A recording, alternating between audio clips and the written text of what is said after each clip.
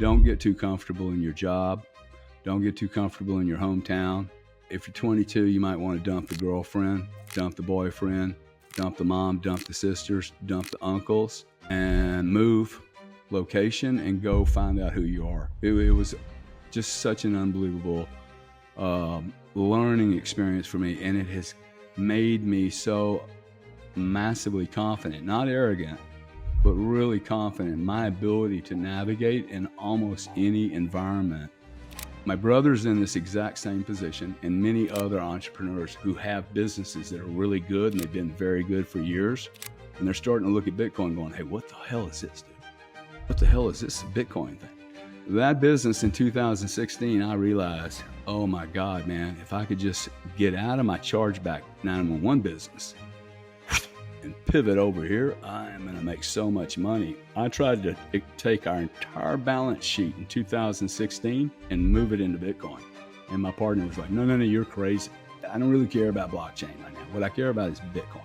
I care about store of value that this planet has never seen before.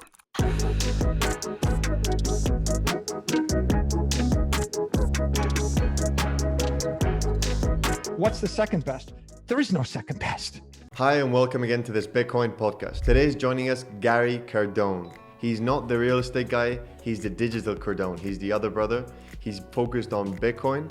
And today we talk about his life lessons, his trajectory and how he got into Bitcoin, NODE40, his opinion on the Roger Ver case, the Ethereum ETF, and other altcoins, and some other anecdotes with his brother Grant about Bitcoin. The first part of the podcast is very focused on his life lessons, his trajectory, and what he learned through the years. Ultimately, we talk more about Bitcoin and focus on privacy, his opinions, and what he's learned with his company. I hope you find this meaningful, and if you do, please share, please like the video, and if you're feeling very optimistic, feel free to send some sats over in the description. Without further ado, Gary Cardone.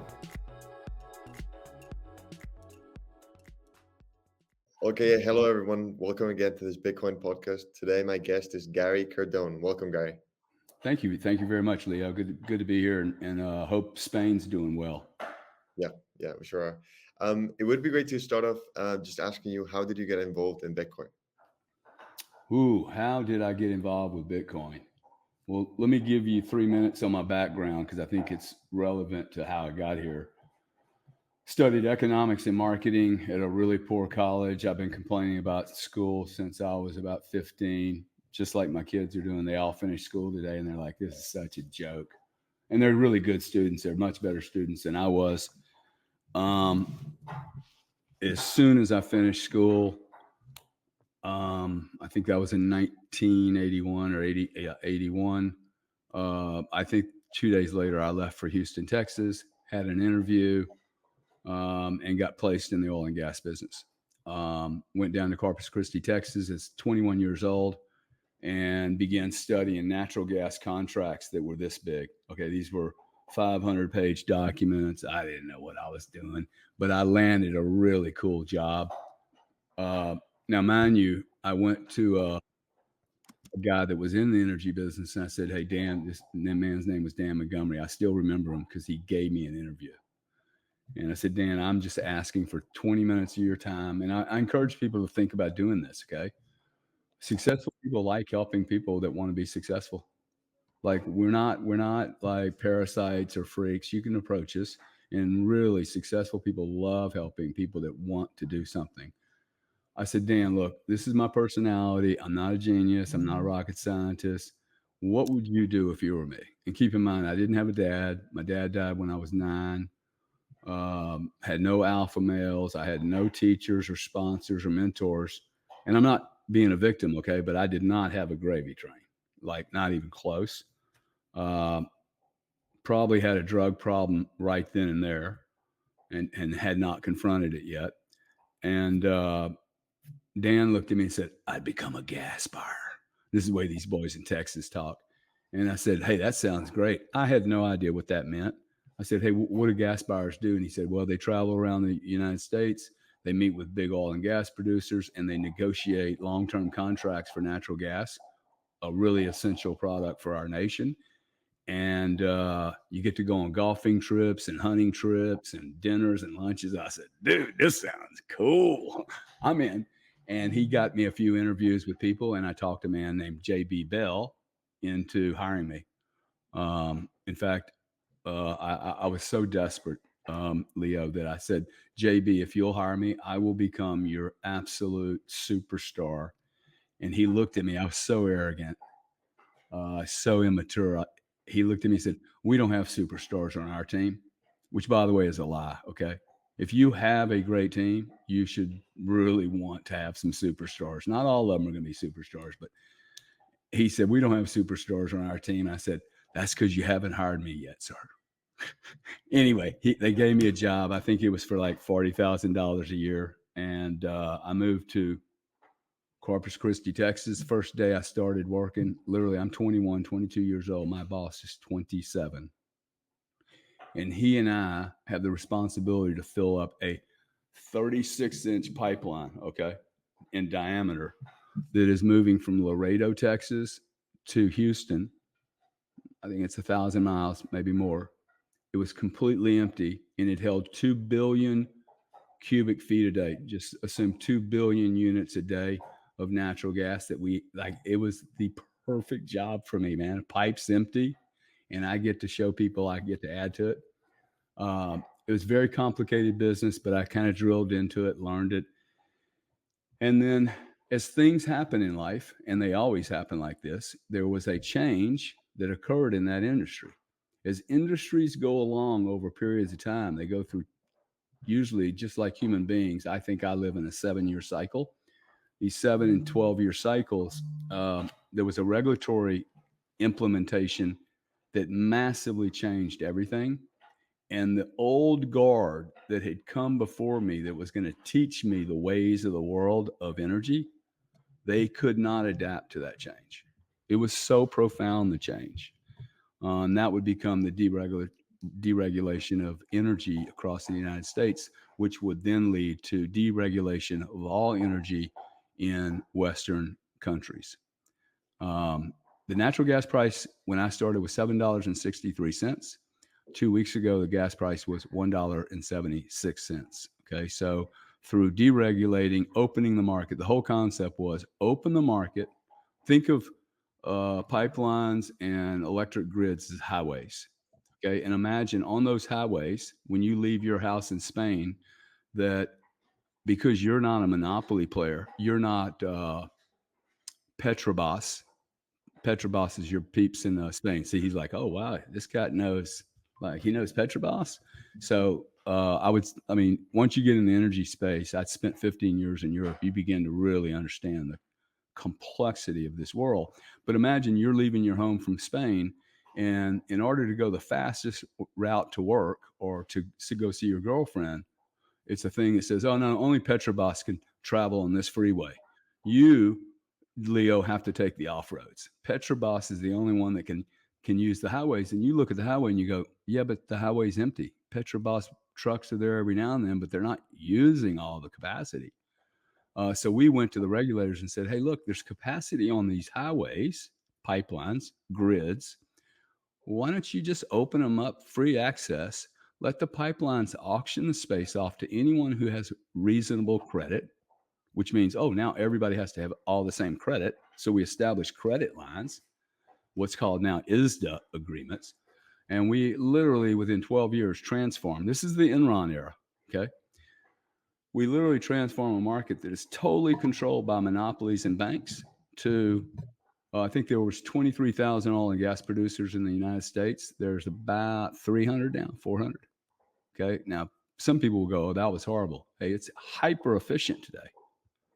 We had 23,000 oil producers making $6 gas, and today we have 400 making $1.87 or $2.50 gas today.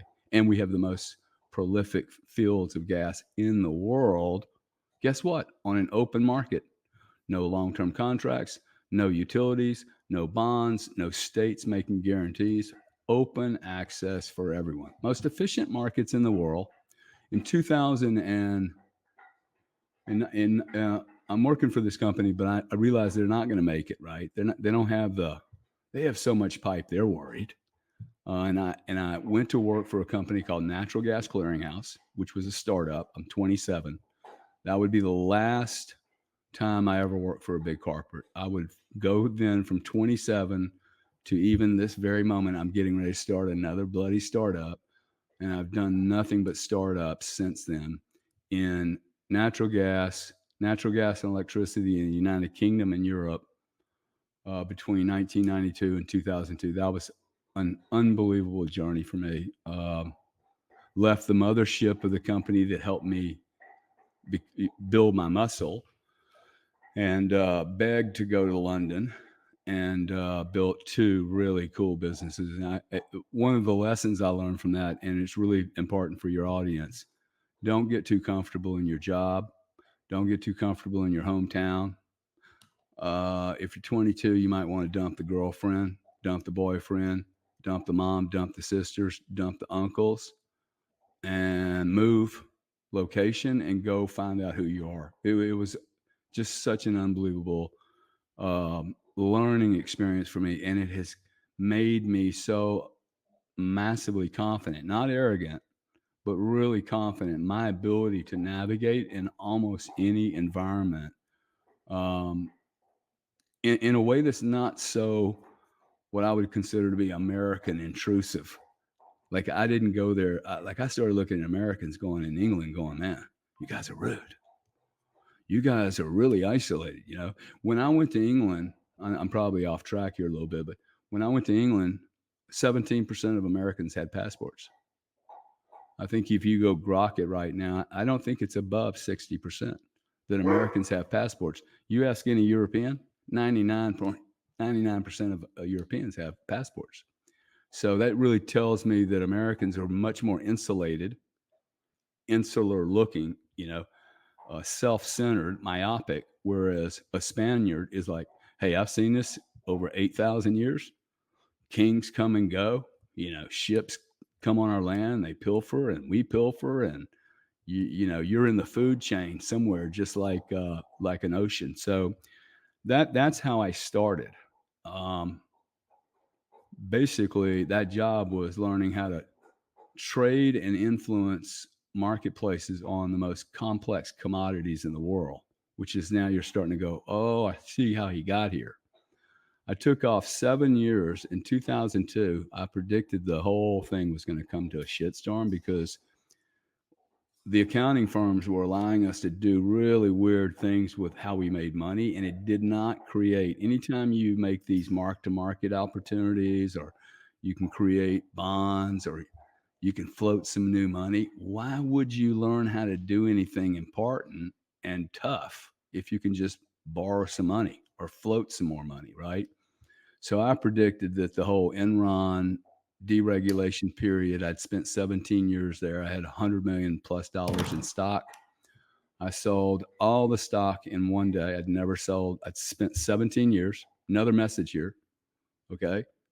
People do not just believe my brother, who he's a brilliant guy. He's only ever worked for himself. But his message kind of is, hey, you need to own your own company. Wrong. That is not actually what he's saying.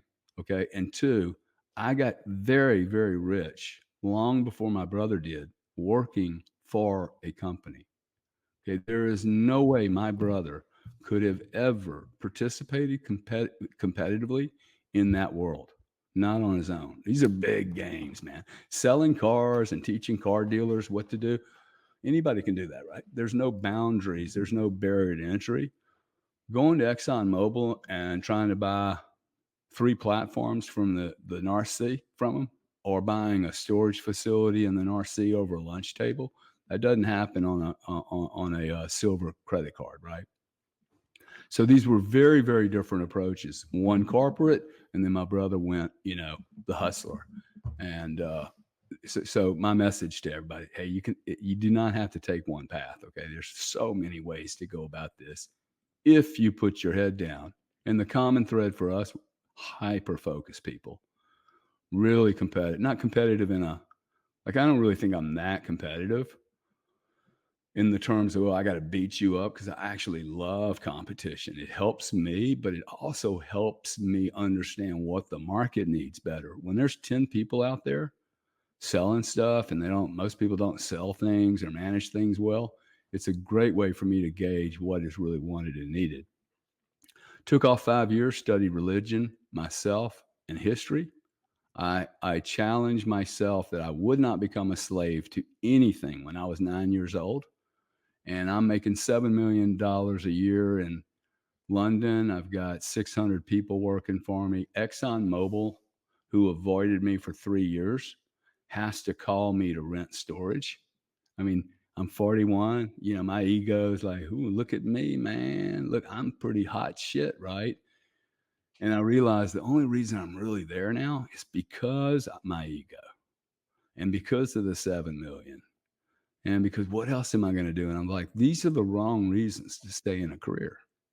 I was having headaches. I had I hadn't been in a commercial plane and I couldn't remember how long. And I just looked at myself in the back of a Mercedes Benz one day. And I said, you know what, dude, the gutsy thing to do here is to walk and see if I could recreate myself. I mean, now I had some money too, right? But I didn't have like 50, 60, 70 years of money. What I did have was, I am going to enjoy my life today. I am not going to live and think about, oh, well, in 20 years, I'll have some more money and then I'll live. So I called my boss up, sold all my stock, like literally one day, dump it all. And then called my boss and said, hey, dude, 6 months, I'm tired. I'm just tired.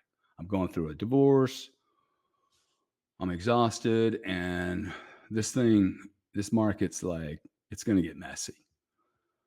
6 months later, I sold that stock at $54 a share. I watched that stock in 6 months go to less than 60 cents, man. So one thing that happened to me, I have this thing that happens in my chest right about here. My brother will tell you the same story. When this starts happening, I really listen to it.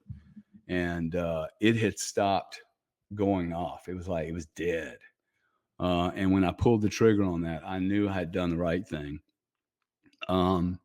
Took off 5 years and then ran into a lady and ended up in the credit card industry where I was trying to build a clearinghouse.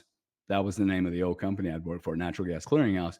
I was going to try and build the disputes platform or disputes clearinghouse because I thought that the credit card industry needed a central depository to place all their shit and let one person go through all the shit and figure out, hey, look, some of it's bad, some of it's fraud, some of it's BS.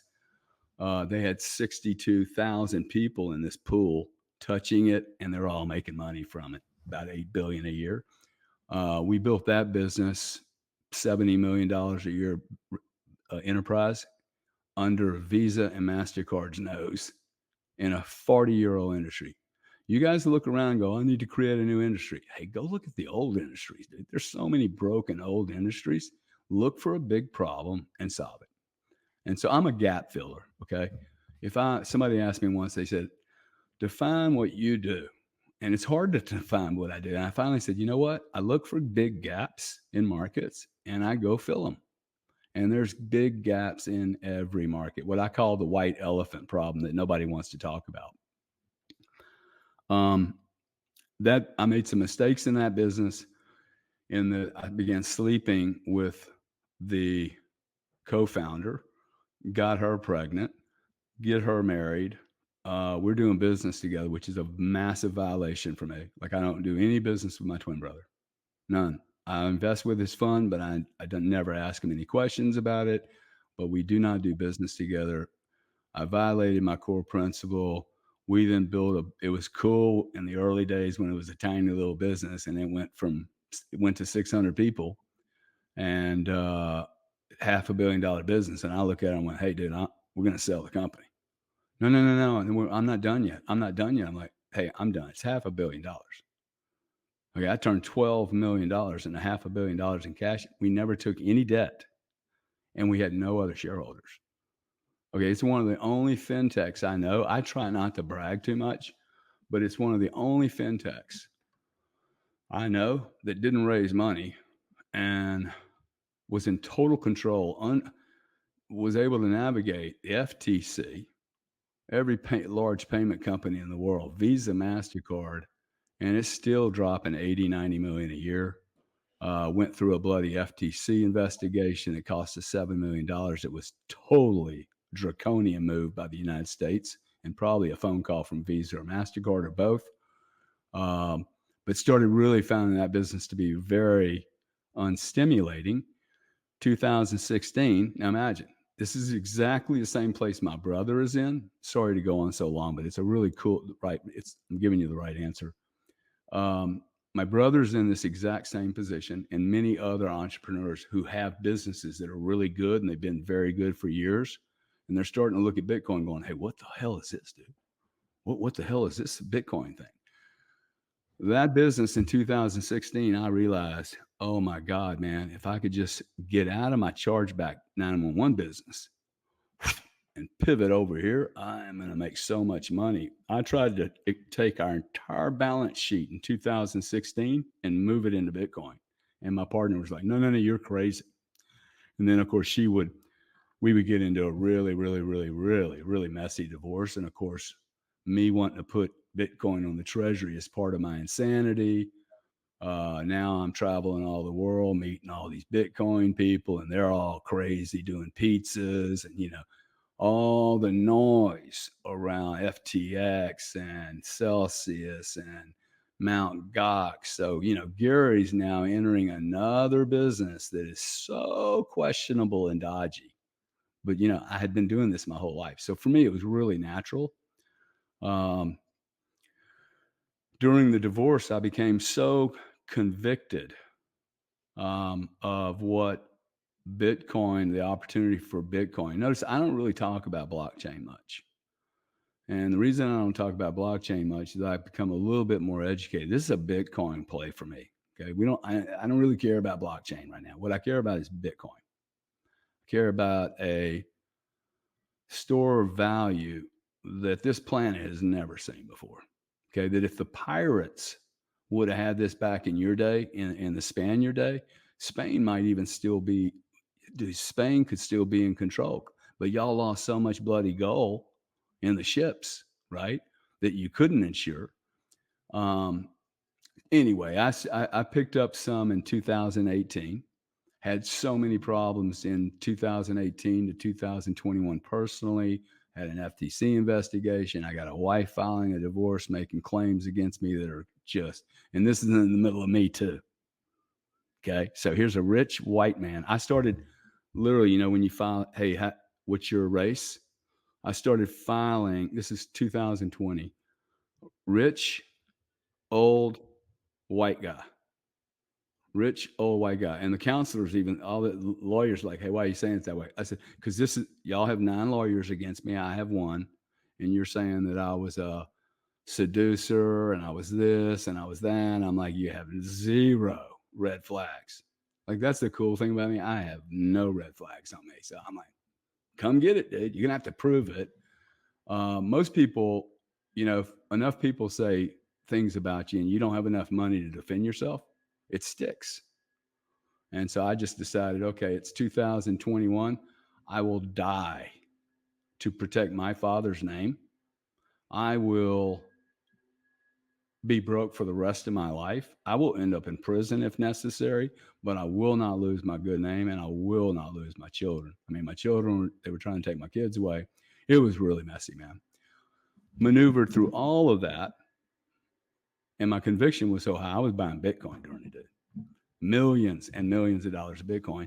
Bought NODE40, which I encourage everyone. I'm not a big shiller of my own stuff. I'm not here to pitch a membership or anything, but if you own Bitcoin and you think it's going to be worth $250 to $2.5 million one day, and that's where I think we end up in my lifetime. None of you people are treating your trust. None of you people are treating your analytics and reporting, your accounting, your tax. Just look at the Roger Ver situation. Had he been mature and really understood what this industry was going to become, you pioneers really grossly underestimated. You're immature guys. Okay.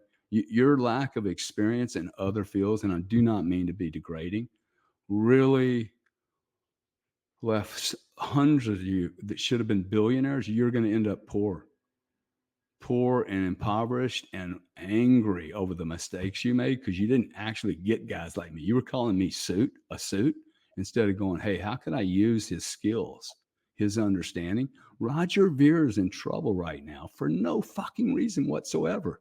Had he understood this was going to be a multi-trillion-dollar industry, a multi-trillion-dollar asset, screw the industry, a multi-trillion-dollar asset, why would you mess around with 50 mil, dude? Why wouldn't you have your reporting just perfect? Okay, so that's what NODE40 did. I'm in the middle of the bloody, in the middle of, this is, I'm going to lose my children and my company and have no other source of income. The NODE40 deal comes across my sheets and I'm like, oh my God, this is unbelievable. The cool thing, NODE40 helped me win my case, because the other side, and this is what's going to happen to you guys, okay? When the IRS going to knock on your door when you're in Puerto Rico, you Puerto Rican guys, all of you are being audited, okay? And you're sitting there going, yeah, cool, bring the audit on. Have you ever had an audit where it cost $150,000 just to start? Okay, because they don't have to stop asking questions. There is no end to the questions they can ask. And then the professionals around me, I started giving all my crypto stuff to my professionals. And one of my accounting experts said, hey, dude, you owe 700 grand. And by the way, here's a $40,000 bill. I said, 700 grand for what? He said, well, that Bitcoin you moved. I went, moving Bitcoin from Coinbase to Coinbase Pro is not a monetization event. You fucking idiot. What? And then I realized, oh my God, none of these people know how to measure any of this stuff. Okay. Guess what? 800 clients. He has 2 digital clients. I said, well, now you have 1.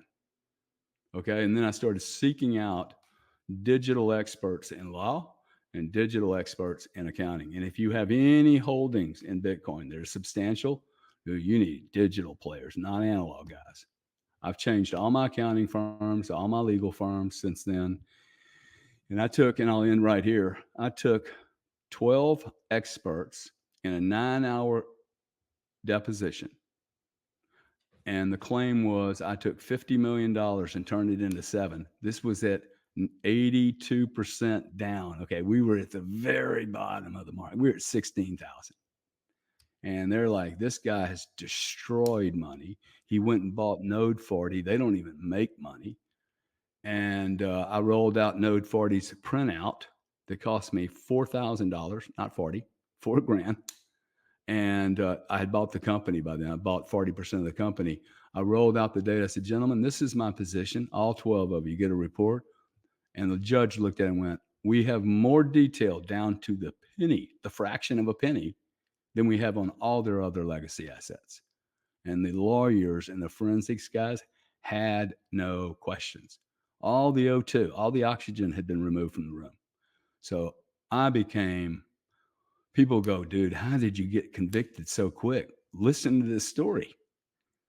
Okay. I beat in a Me Too world in Florida where, it's getting a little weird for a man to win a divorce settlement. I kept my kids. I kept all my fucking assets. Nobody took anything from me. She ended up with exactly what she was fairly supposed to end up with. And I'm in control of my life today without all these strings attached to it. So for me, had I had real estate that I couldn't unload and refigure, my life would be so much messier. So I just it's really forced me into this space. And the cool thing is I get to meet people like you, man. And other people that tell me similar stories, and we're at such an early stage here. So I think my whole career was really I think God's been really good for me, or whatever's out there, to put me in a position where I can be so convicted because of my prior experience. Love it. Thank you so much for that. So you were mentioning Roger Ver in his case. He was arrested for $50 million for IRS, not paying those taxes. Yeah, it's hard for me to comprehend as well how him, being so early, obviously having enough money to get good accountants, have everything, set up correctly. How could he possibly have, over overseen such a big amount of, tax payments? What, in your opinion, could he have done differently? Obviously, you mentioned it, but would love to have more info on that. I don't think it's what he. I don't think it's well. There's a lot of things I think he could have done differently, but Monday morning quarterbacking, who cares? Anybody can Monday morning quarterback. What's the term in soccer? The next day, hey, I could have messed. Oh, I could have hit that, right? Yeah. The point I'm trying to make is that all the founders in the first 15 years, they didn't understand how big of a deal this was. And I have two examples. Roger's one of them. Why would you fuck around over $50 million? The guy he had to make a billion plus on this play. Okay. Like 10,000 Bitcoin would have cost him $300, $3,000. Okay. He wasn't a poor guy anyway when he did it. So that's $700 million worth of Bitcoin. He probably had billions in Bitcoin. That's one example. Second example is, why were 3 million coins lost? You know why 3 million coins were lost? You guys disrespected them because you mispriced them. Just like we're mispricing them right now. There's no way to price this product, dude. I know all these Stanford guys and Connecticut guys and MBA fucking quant fucks. I like you guys. I think you're hilarious, but there is no model that's going to model correctly Bitcoin, because all models that are built to model anything like this have never modeled anything that's truly finite. You cannot accelerate. Every other chart that's ever been run on anything has an infinite supply. So how can you even pretend? Now, it's good. It's kind of a guide, okay? But the further I go out, I mean, I have a big sniper weapon. And 2 miles, man, 2 miles is good, but beyond 2 miles, that thing's going to start to just small little variations going to start to make a big difference. So all I have to do is have a sense of where we're headed. 15 years is great history. Now, it's not forever history, but it's enough history for me to go, even if I take the 15 years and go, hey, let me take the first 5 and remove it. And just say, okay, I started out in 2000 and let's call it, what would that be? That'd be 10 years, 2013. Okay. Which is that's when Simon Dixon started, 2016. He's become a good friend. See, this industry, he lives in Isle of Man. He is going to become a very good friend of mine and probably a lifetime friend. And we don't share everything in common, right? We have like differences, but on the whole, so I just look at this. If these guys lost so many coins, why did they lose them? Because they didn't value them and respect them. Okay. If you're paying $100 for software to do your audits, dude, you're not respecting your Bitcoin. If you're, people talk about cold storage and all that stuff. I mean, you talk about cold storage and then you go, hey, well, did you use a condom last night on that date? Like, I know a lot of people that don't use condoms. Okay. I mean, I've kind of been one of them, clearly. Right. And I mean, I actually prefer it that way. I mean, I like, might as well talk about it. So not everyone is going to stick it on. Okay. Not everyone is going to put $100 million on a cold storage and carry it around, man. Right. So I think that even the tribalism, okay, like when I came in 16, just the marketing, man, the marketing's, you guys did not educate me well on this at all, because I'd have been in it big, dude, big. Today now I can read through all the noise. But I don't see anyone losing $70,000 coins today. Do you? I haven't heard that story in a long time. And by the way, I don't even think the story of, hey, it went over the boat. Dude, it will still cost you millions in dollars in audits. Okay, that is not a good excuse. What you need to do is have your damn data. And then what happens when you die? Okay, people, I'm going to hold this stuff forever. No, you're not. Not one of you will hold it forever. 46% of you will get a divorce, just like me. 100% of you will die, just like I will. And those will get sold. My children will sell the Bitcoin, man. And if they don't sell it, my lawyers will sell it because they're going to be trusted. They're going to be in trust. And if I have 1,000 Bitcoin, which is my goal, okay, everyone should have a goal. How many Bitcoin in the next 5 years can you obtain? I have one goal, dude. One, I'd love to find a beautiful woman that I could spend the rest of my life with and have fun with. And I don't need to get married and all that stuff, but have a partner. 1,000 Bitcoin. I think I can massively change big pieces of our world. Education would be my particular piece. And I would literally sell 1,000 Bitcoin and redeploy it into digital education. And you guys saying you're going to hold on to it. What for, dude?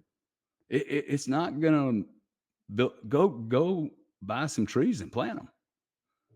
Do something like just holding on to it. Like I'm not working my whole life just to hold on to stuff and then to pass it over to somebody that's not even going to respect it.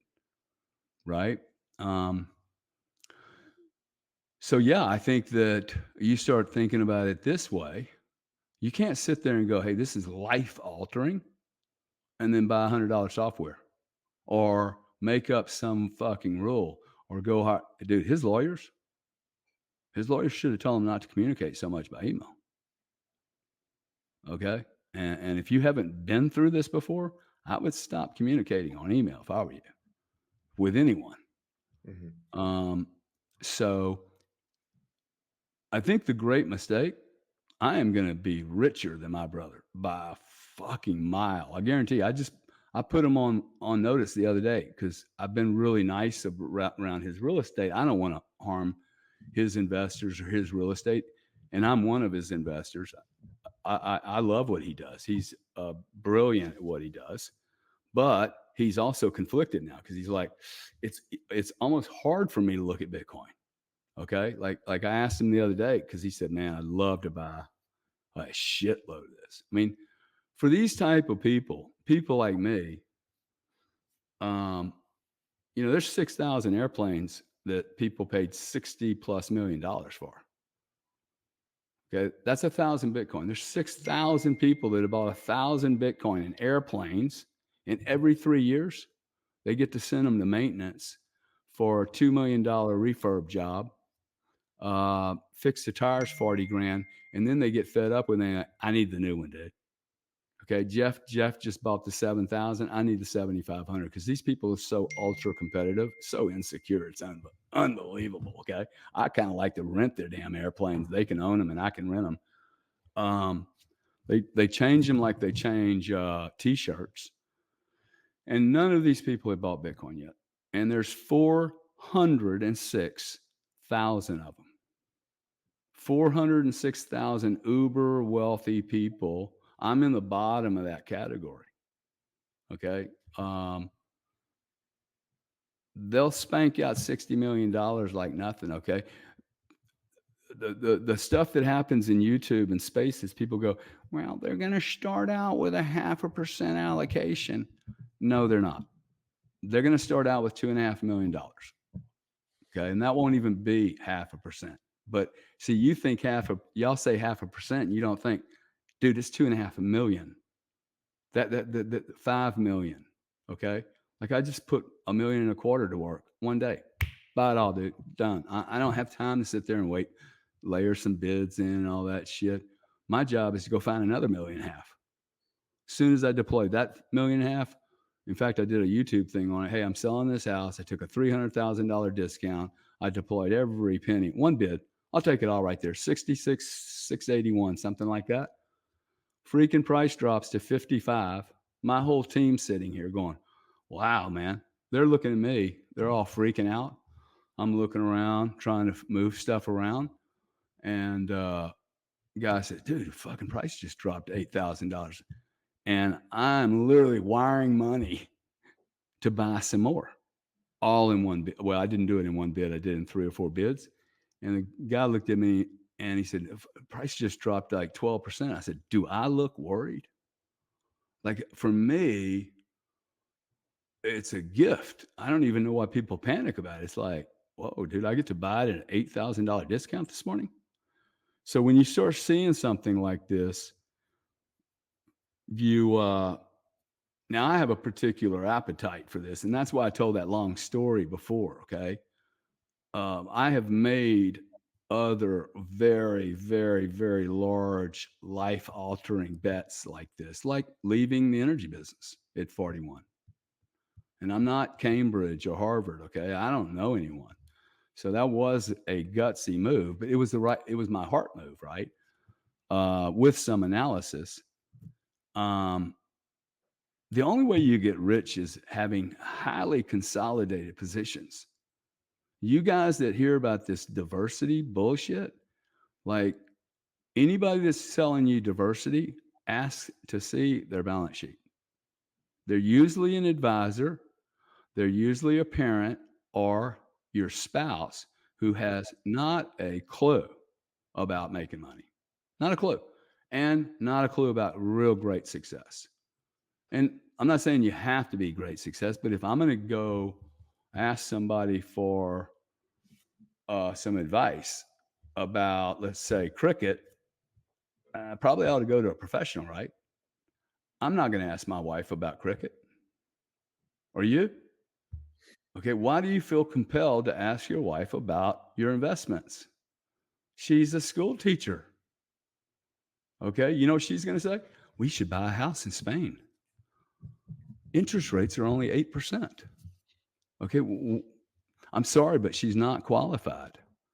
Just like I'm not qualified to have a child or to know some of the mothering, nurturing needs of a child that come naturally from a mother. So we've kind of gotten a little democratic around money and careers and successes. And I think people ask the wrong people for the advice. Should only take advice from people that you want to live their type of life. That was so good. So I saw you talked about 80%, so 88% Bitcoin allocation. I saw you commented on Andrew Tate's tweet about going all in on Bitcoin and just leaving the fiat world. What do you think about that? Do you think that's feasible right now? And did you ever consider it in your industry? Consider what? Just going all in on Bitcoin. I think I am all in. I don't know anybody more all in than me. And I mean, Sailor's massively all in. Yeah. Look, first off, I love what the Tate boys are doing. And I think my only quote was, go get it, dude. You know the right thing to do. See, he knows the right thing. See, here's a guy. First off, let's talk about allocation because I don't want to confuse anyone. There are 2 ways to measure. There's a lot of words in finance that if you're not careful, you can get hoodwinked. What is net worth? Net worth is not liquid. Okay, so when you guys Google Gary or Grant or Leo, hey, what's Gary's net worth? First off, the numbers are not necessarily correct. Okay, I've seen numbers that are off by zeros. Secondly, net worth is the total accumulation of things that this person may have collected over their life. Let's say my net worth is $800 million. Ask me for 80 million today. Most people can't give it to you. In fact, maybe 8 million would be hard.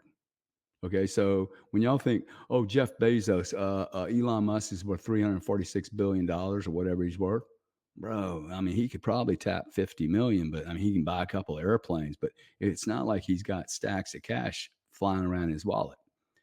It's just, investments, equities. In order for him to make all that, he'd have to dump all his Tesla stock.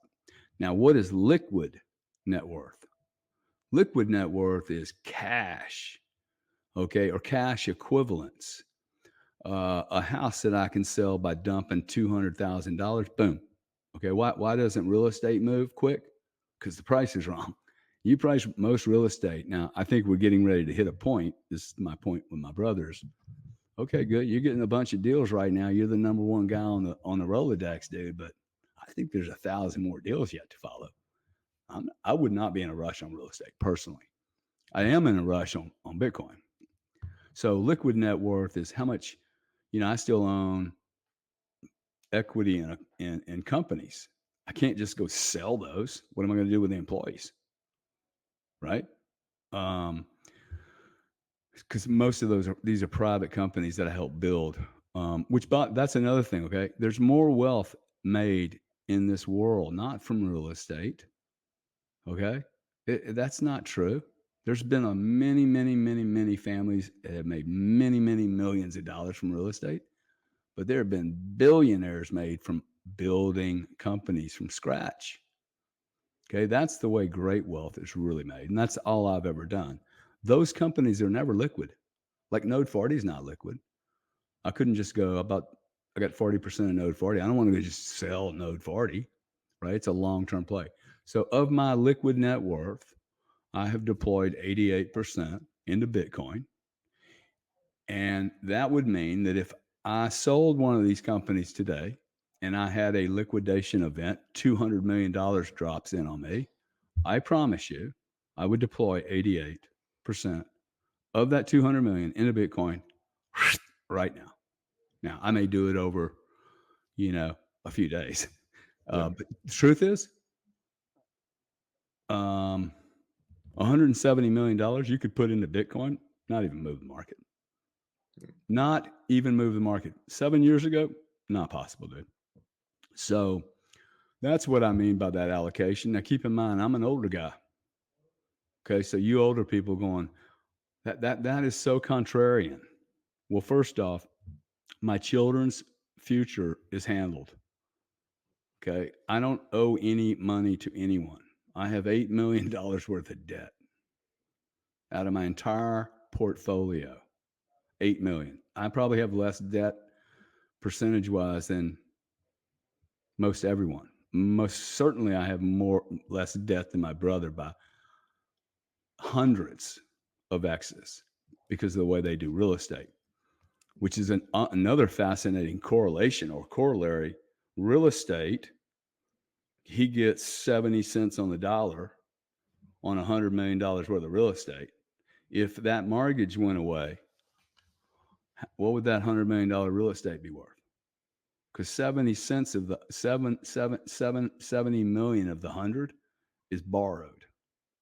But if you had to put up 100 million cash for all real estate, would real estate really be worth what it is, or would it degrade in value? I think it would degrade by 70% if all you could do was cash, because we're comparing real estate with Bitcoin, and you can't do that with Bitcoin.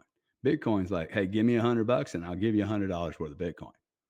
Okay, and these guys that do some leverage, that's cool, but you know what I'm talking about, right? You can't just go buy $100 million worth of Bitcoin with 30 million bucks. So when you start thinking about, Bitcoin could be digital real estate, has no mortgage and leverage like that, but physical real estate that's not easy to move, has hurricane risk, flood risk, wind risk, plumbing risk, government taxation risk, government saying you can't charge this much for rent risk, rent control, and all kinds of other crazy risk, right? I get to borrow $70 out of the 100. Man, Bitcoin, dude. Like, for you not to think that Bitcoin's not going to explode, that it's gotten to 1.3 trillion without a bank providing debt, is staggering to me. Okay, and with the worst marketing and PR program ever rolled out in the history of mankind. The LGBTQ community had a better marketing and sales program than Bitcoin. in the last 15 years. It's abysmal. Okay. What really the confusion, the tribal,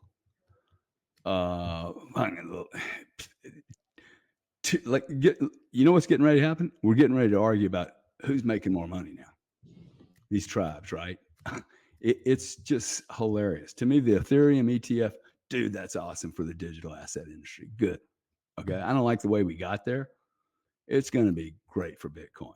If Ethereum gets help, cool, dude. I don't like Ethereum, but everybody gets to invest in what they want to invest in. My only gripe is, well, it's not even a gripe. Marketing now has changed. The marketing that we're going to see has been removed from all players in Bitcoin now. It is now sitting on Wall Street. It will live on Wall Street. It will live with McKinsey, Capgem, okay, the big consulting firms, and they're going to show you how to sell Bitcoin. And it's going to get a little perverted. It will get a little perverted, but it's already been perverted. So Gary, I'm quite interested actually in terms of NODE40. So my big question would be, a big pillar of Bitcoin is privacy, right? And in order to keep your wealth, you want it to be able to have the option to reveal what wealth you have, right? Well, I don't know what you think about this, but how do you kind of match those two ideas? So you want to be private, but also have everything accounted for. How do you match those two options? Well, what if Sorry, and just mention, we've seen the track down of privacy tools like Samurai Wallet and others. Also, I'm guessing that's going to continue with the ETFs as well. Yeah. So the Monero wallets, those kind of wallet, right? I think those will be the big losers from this. Look, we read the white paper, man. You said to me, "Hey, look, privacy is a key thing for Bitcoin." It's not for me. I hear it is for you. Okay. I mean, you said, "Hey, it is," as if it was for the industry. It's not for me. I don't really care because I don't have any privacy anyway. Like if you want to search, you can figure out how much money I'm worth. First off, I don't care. You can't come take it from me. Whether you're right by 30 or 40%, does it really matter? I am not doing anything wrong. If I am doing anything wrong, unlike you guys who know so much more about this coding shit than I do, why the hell did you do it on the blockchain, dude? Like you guys were idiots. You knew what you were building. You knew that it's traceable, more traceable than US dollars. It's part of your pitch.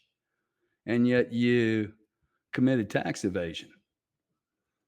No, look, dude, if you grew up in the first 15 years of this and you did some naughty stuff, I would actually hire a lawyer and go chat with the Treasury Department and see if you could work a deal out, because you are on the list already, I assure you. Yeah, how do you think Chainalysis is making so much money? Okay, Chainalysis basically has one client, enforcement authorities, and they already know, and they're going to come get it all. So this is why I say today is the best day to be in Bitcoin.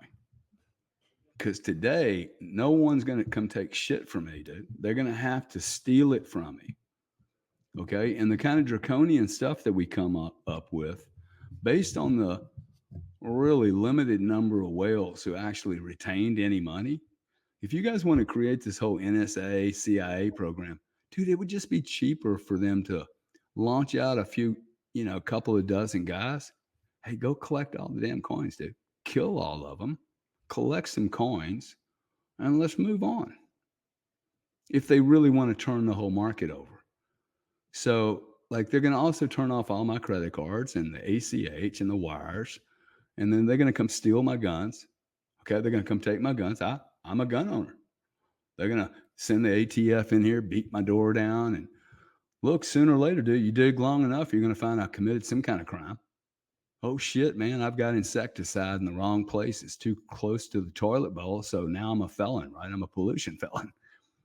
Um, I don't think that this is about privacy for me. This is about getting fucking rich and staying in the 1%, dude. See, I think it's really, really important. I have only one interest.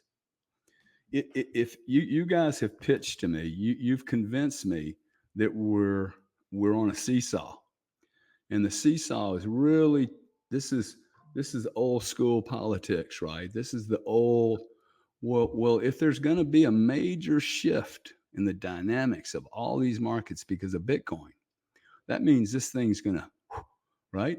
Well, listen, there's still going to be 99% somewhere. Okay. Like it's a spectrum. I have chosen to be over here and to stay the fuck over here. I will do anything to stay over here. I have an obligation to my children to make sure they stay over. I do not want them here. Okay. Over here is a tremendous amount of responsibility, by the way. Okay. Like there is a lot of responsibility. And this is why I hold all these super whales who don't come out of the public. I mean, people are looking at me going, hey, you shouldn't be so vocal. People are going to come take your coins. Why are you scaring me? Dude, I need to be vocal. What, you're going to make $8 billion and you're not going to go help anyone? Shame on you, dude. You're not a help to society. You're a parasite. Okay. Like to me, it doesn't make any sense whatsoever. So I'm just trying to survive. And if you look at the people, Mike Saylor, I love Mike Saylor. Okay. I don't think Mike Saylor would have been here if he was running Microsoft. Mike Saylor woke up one day. He's as smart as those guys, for sure. Okay. But he didn't have a monopoly. Okay. Monopolies have been built over the last 20 years. Google, Apple, and Facebook bought everything they do today. They bought it all. Everyone thinks they built all this shit like they're super Nintendo creator. They bought it all, dude. In a zero interest rate environment with a monopoly, and they stole everyone's identity and everyone's information, selling a free service, which was a fucking rug pull the likes the world has never seen. Okay, like it's minimally evil. Okay, it was for sure a total lie. Okay, they have all my data. So here I am in the legacy world, and I have no privacy. And you're telling me Bitcoin, hey, privacy is a big deal, and this peer-to-peer thing. I've done peer-to-peer transactions. I've probably done more monetary peer-to-peer transactions than most Bitcoin people. I bought NODE40 on a Saturday afternoon with Bitcoin. Boom, 5 banks, 5 transactions, $3.5 million. Poof, we're done. Saturday afternoon, 2:30. That was great utility. Unbelievable utility. You will never see me buy a bag of potato chips. Buying a bag of potato chips with Bitcoin is like, can't even use the term, man. It is such a waste of the greatest money in the world. It'd be like me taking my heart, man, part of my heart, and using it as leverage. I don't understand it. I can use Dogecoin or a dollar or a peso. Okay. Unless the merchant, and this is the peer-to-peer, hey, Satoshi said it was peer-to-peer. He didn't say it was peer-to-peer in 2022. He said it was peer-to-peer. Well, peer-to-peer is a $3.5 million move. He didn't say it was peer-to-peer for every transaction on the planet. It took Visa and MasterCard 52 years to get full adoption. So we conflate things the way we want our world to kind of think it's going to be. We do not need Bitcoin to be a daily use of currency. We don't. Okay. And it shouldn't be. And maybe in 10 years, my thesis is we don't get there till Bitcoin's at least $1 million, which allows the Satoshis to be worth a penny each. And because humans are so stupid, I think we need that calibration of a penny just for everybody to understand what's going on. And we probably need the 4 years. I think we could take us 4 years to get there, while we let Ethereum and Dogecoin. Well, let me throw Dogecoin out there because I think it's a very unique case. But all these other options, all these other ideas, these are ideas, guys. Ethereum is an idea in making, I think. Okay, it's not fully fleshed. It's not fleshed out whatsoever, right? Is that fair? Solana's not fleshed out. These are ideas. Therefore, Ethereum at $3,000 is an option on the future. Bitcoin at $70,000 is priced for right now, this second. I don't think I'm paying 1 penny a premium in the future. NVIDIA stock, I'm paying for future earnings and future performance. Bitcoin right this second, I am paying only for one thing. What is today's value of having 994 investment houses? In 2024, they're starting to invest. We got an ETF. We got 420 million people that supposedly own Bitcoin. I don't think it's anywhere close to that number. We're less than 0.5% of anywhere near kind of, I don't even think we're 1/2. Okay. We're in a 0.1% penetration level. And there's no premium on Bitcoin at $70,000 today that has been, when you go into NVIDIA or ExxonMobil, all these Wall Street analysts, they're going to start taking, I'm a big believer in pictures. So sorry, but they're going to start taking, let's say this is the bucket, this is all the value of NVIDIA.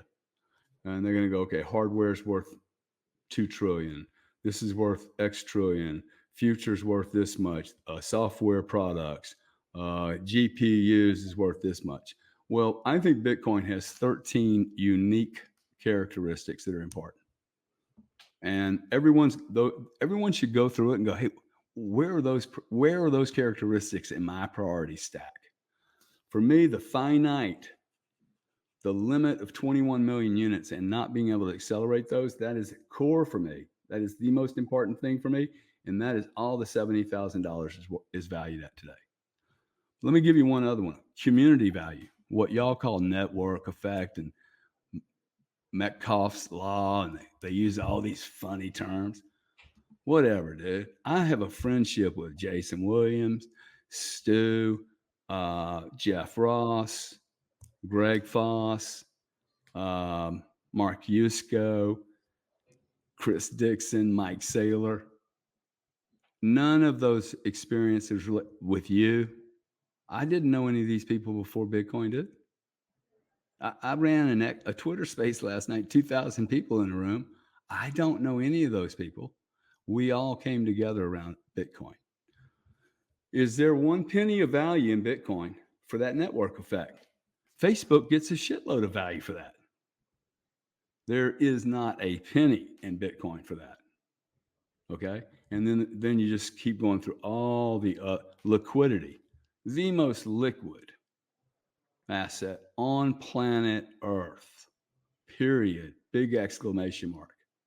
I mean, the most liquid. Even if you and I were 10 meters from each other, US dollars is normally, proximity-wise, is the most liquid, right?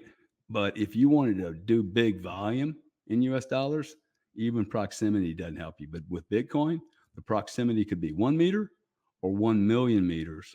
The time to move $1 or $1 trillion takes the exact same amount.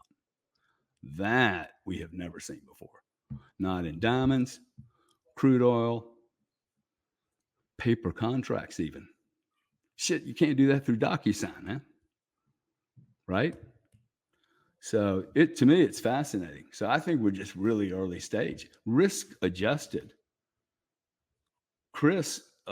Simon Dixon bought Bitcoin at $3. I pinned him down the other night. I said, hey, you have $100 million and it's $3 back in 2013, and you have $100 million today. You know what you knew then in 2013 versus what you know today. He said, "Oh, I'd deploy every penny today, but I would have never done that at $3.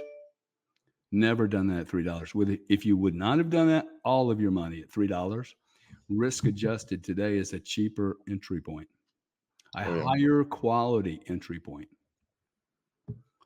which Oh, is yeah. the right way. This is the way we need to educate people about this. I think instead of them worrying about, wow, it's moved from $3. Yeah, but that was a lottery ticket.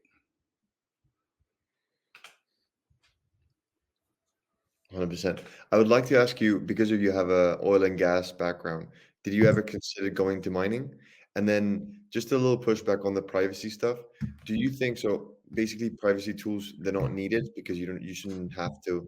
I mean, what would you say about, for example, Satoshi being anonymous and how he could be in jail if we knew who he was, probably, or he would be persecuted. Don't you think, like, as there's more surveillance, as there's more control from governments, and we see the example, whether it's China, whether it's other whatever country, or what happened in Hong Kong, don't you see it as an intrinsic, fundamental property of property? So it's just basically something innate to being in control of your assets. Yeah, let's think about it this way. First off, I want to be clear. I am not saying that privacy isn't valuable. Mhm. I'm not.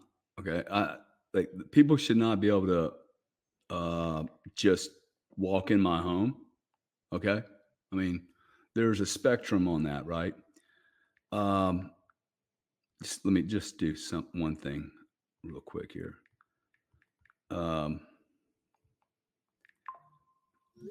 So I'm not saying privacy isn't important. We need to hold on to our rights as citizens under whatever sovereign nation we reside.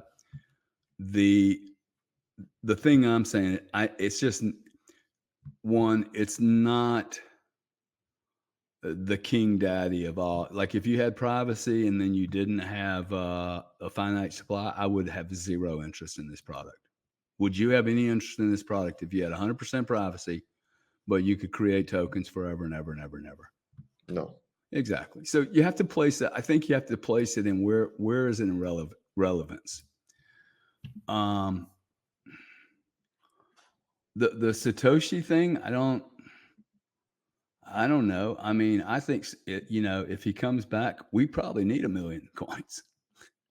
See, I think having 3 million coins just lost is not healthy. And I like, come on back, bro. Bring the 1 million back. It'll drive the price down. Allow me to buy some more. Okay, I'll buy this shit till the end of time.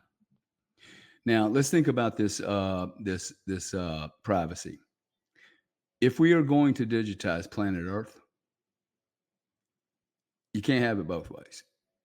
Okay, digitization means you're going to be able to track, trace, account for, and value everything we do. We will turn into a microtransaction economy. And that becomes hyper efficient.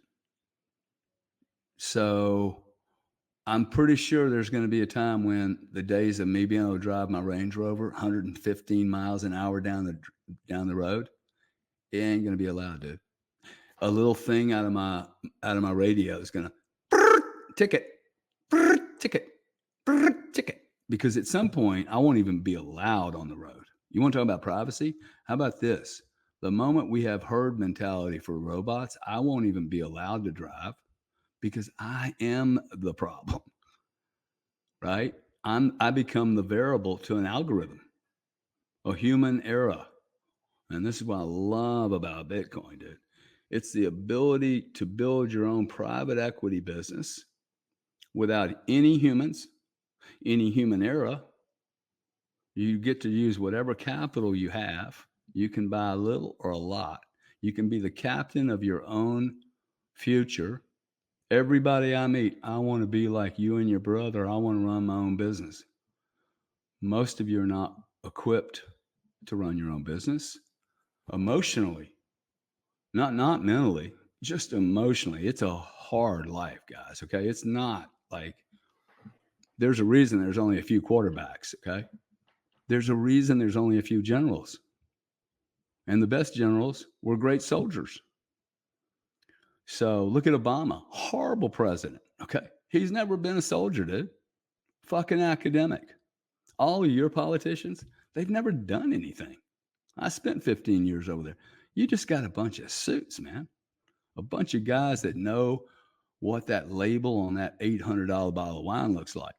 They've never done anything. Okay. This guy that's in our office, this crackhead, he's never had a job in his life. Okay. He can barely raise a family. So I just think that we're digitizing planet Earth. This is how I got comfortable with NODE40. I'm like, whoa, it will take Ernst & Young 500 hours to do what I can do in one. And I'm not picking on Ernst & Young. Let me just call it this: legacy everyone. Legacy everyone will take 500 hours. What software that I have built, designed, I haven't built it. I couldn't build software if I wanted, but designed for the 21st century, not morphed, manipulated, articulated, and kind of like band-aided, rubber banded, okay, into a digital component, but built from scratch for the future. You can't band-aid this thing, okay? You can't take a horse and buggy and then stick it on the NASCAR or the Grand Prix. There's going to be a fucking accident. Okay. It's going to hold up everything. You can't go into London and go, okay, well, what should we do about the roads? They were built in a circle because that's what Rome did. Well, good luck, dude. Unless you nuke it all, you have to do workarounds.